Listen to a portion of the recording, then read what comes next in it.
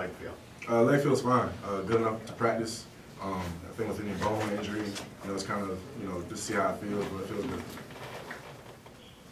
How much did that, just at the end of the Champ Sports Bowl, how much did that affect?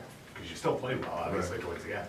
How much did it affect what? Just, how much did the injury, I guess, just, was it mental? I mean, you pushed through it. Oh, yeah, I mean, well, I've had injuries throughout the whole season, so, right. Obviously it was my leg, and it wasn't my arm or anything like that, as far as me not being able to throw the ball, so instead of just dropping back like normal, just kind of had to take some drops like square shoulders, and all that kind of stuff, just turn your shoulder when you have to throw, but you just improvise, you learn how to play with it. Compare your mindset now to this point last year, after going through a season, like last season, being a starter, getting the reps. I think the biggest thing now is, I've had a whole year under my belt as a full-time starter, and my understanding of the offense is, tremendously a lot more than it was last year. So I think that's a great thing. I'm feeling very comfortable. I know last year at this time I woke up really nervous, sweating and all that kind of stuff, just not knowing what to expect fully, as a full-time starter. But now, it's kind of, just going with the flow right now. So all my guys are ready to go. Last year was your first full spring. Just how beneficial do you think it was for you? Yeah, it was very beneficial. I felt I had a great spring. Coach Fisher said I did, and I learned a lot. Progressed a lot during the spring, which is the perfect time to progress. You don't have a game that Saturday. There's no extreme rush, although you still want to get better each and every practice. You want to utilize these 15 practices or 14 with a spring game to get better. So having last year and then having this year will be huge for me.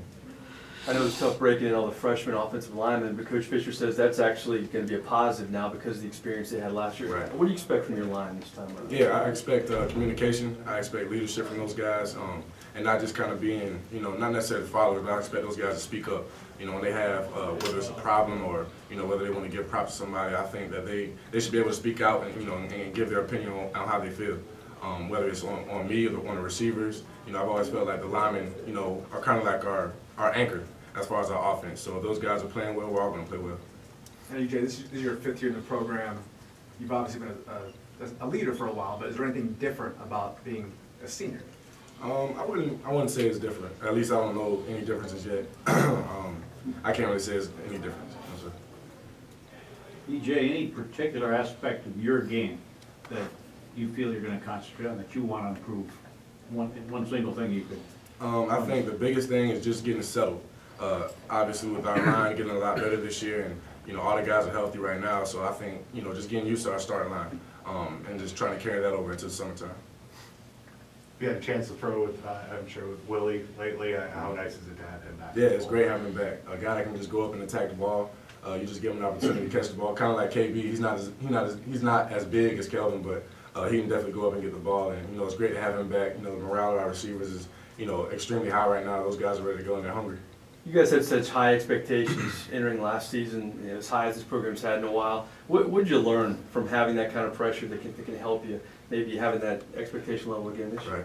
I don't really think it was the pressure thing. I think the biggest thing we learned that we're a team and we don't need to worry about the outside, outside things going on. Obviously, when we lost those 2 or 3 games in a row, I think a lot of things changed as far as the fans, the media, all that kind of stuff.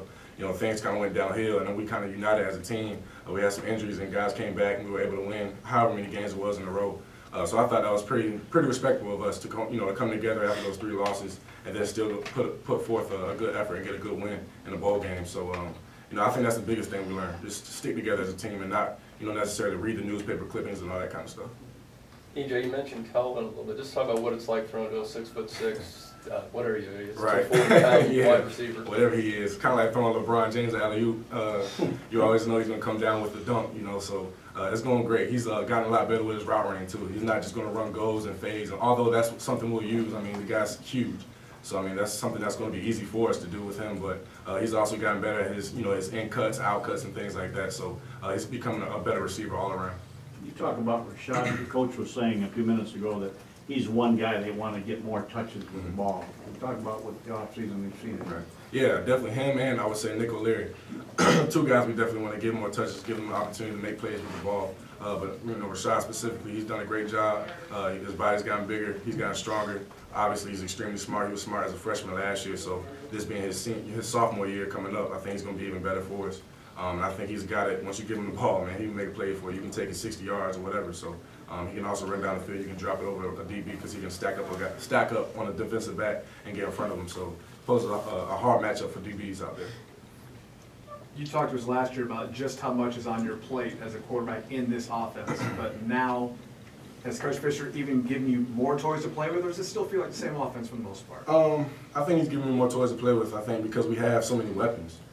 With all the receivers we had come back, I think we only lost Burt, and I mean obviously he was an intricate part to our offense, but I think we have a lot of firepower still. So I think it's going to be huge. I think whoever's in the game at receiver or whatever we want to do, we can pretty much do it. And I think that's something that Coach Fisher will do as he wants with whatever game plan he has going for us. So I think whatever we want to do offensively will be pretty much easy for us to do.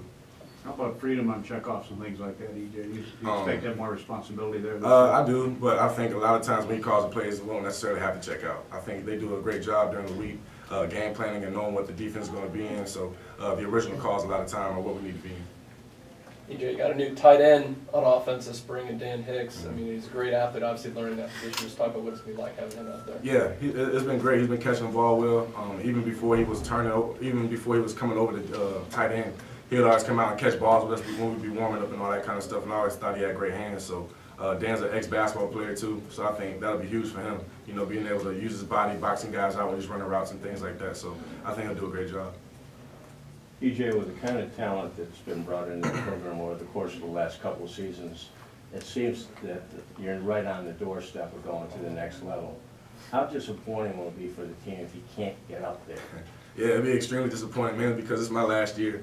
And not just me, but guys like Lonnie, Rodney Smith, guys that have been through this program for however many years, 4 or 5 years. So that would be the main disappointment. And I think, you know, not achieving the goals that we have set for ourselves, not necessarily the goals that people have set for us. Because we obviously we expect to do well, we expect to play well. We're good. You know, I think everybody knows that we have great talent on our team, so we expect to go out there and perform well. All right. All right, thank y'all.